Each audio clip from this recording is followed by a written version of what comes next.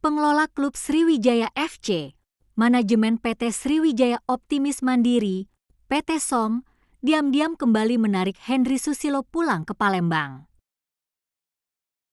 Kepastian kembalinya pelatih Sriwijaya FC itu diposting akun Instagram resmi Laskar Wongkito @sriwijayafid beberapa jam lalu.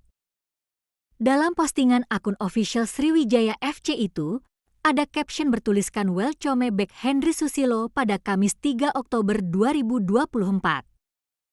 Tentunya unggahan itu menjawab pertanyaan para fans Sriwijaya FC, siapa pengganti Jafri Sastra. Manajemen PT SOM sebelumnya belum mau memberikan bocoran siapa pengganti Jafri Sastra untuk melanjutkan kompetensi Liga 2 Indonesia musim 2024-2025. Sebelumnya Henry Susilo menjadi pelatih kepala SFC di Liga 2 Indonesia musim 2023-2024. Henry Susilo kembali untuk mengisi kekosongan kursi pelatih kepala setelah Jafri Sastra terkena evaluasi.